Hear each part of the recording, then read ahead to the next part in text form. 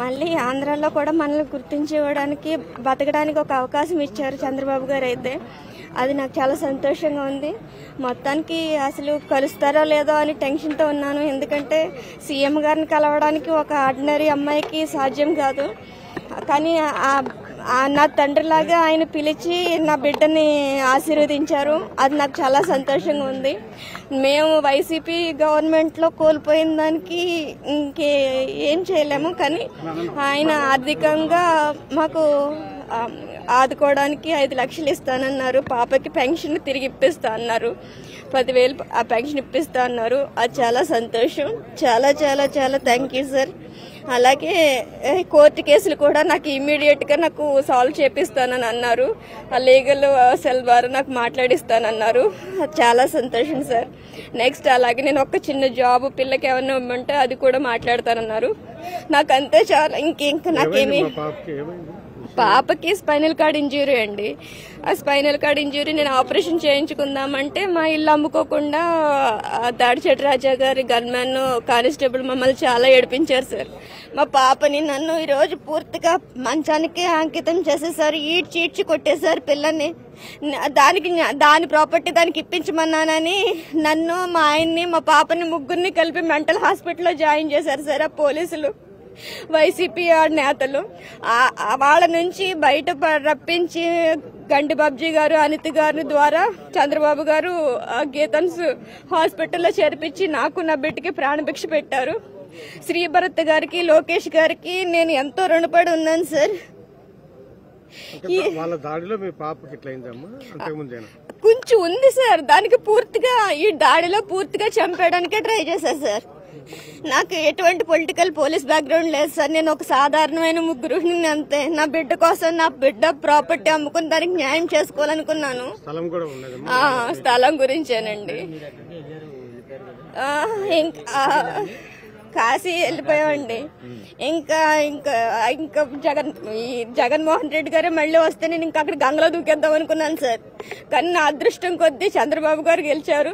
చంద్రబాబు గారు కాదండి, నా బిడ్డ గెలిచింది. చంద్రబాబు గారు, పవన్ కళ్యాణ్ గారు, లోకేష్ గారు భర్త గారు కాదండి. ఈ రోజు నా బిడ్డ గెలిచిందన్నంత ఆనందంగా నాకైతే ఉంది.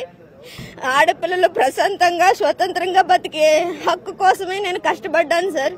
ఒక ఆడపిల్ల జీవితమే కష్టం, అందులోనే అది దివ్యాంగురాలు అయితే ఇంకా నరకం. దాని ప్రాపర్టీ దాన్ని చీల్చేయడానికి, దాన్ని పూర్తిగా చంపేయడానికి ప్రయత్నాలు చేశారు సార్ మా బావగారు. ఈ కానిస్టేబుల్ సోమశేఖర్, మా బావగారు సోమశేఖర్ అండి. ఆయనకి అసలు నిర్దాక్షిణ్యంగా నా భర్తకి కొడుకులు లేకపోతే ఆయన కొడుకు ఎలా వెళ్ళిపోద్దండి. కేవలం ఈ కానిస్టేబుల్ అండ చూసుకుని ఆయన కూడా కొడుపూడి సూర్యనారాయణరావు గారు అండ చూసుకుని సోమశేఖర్ భరత్ కూడా ఇలాగే ఏడిపించారు సార్. నా బిడ్డని చంపడానికి అన్ని రకాలుగా ప్రయత్నాలు చేశారు. ఇప్పుడు రక్షించారు. Thank you sir. Thank you so much.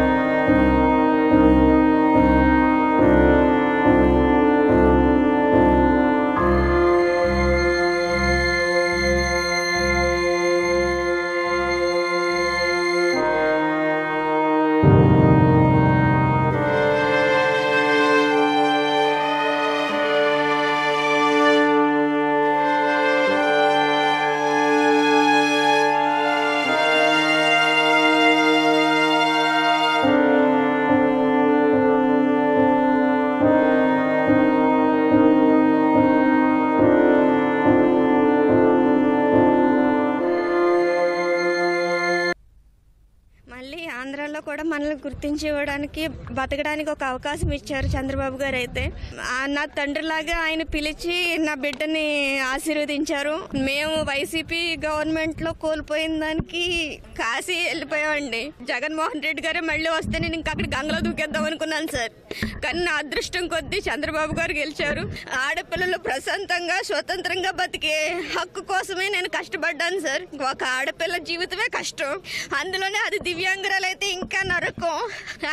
దాని ప్రాపర్టీ దాన్ని చీల్చేయడానికి, దాన్ని పూర్తిగా చంపేయడానికి ప్రయత్నాలు చేశారు సార్ మా బావగారు.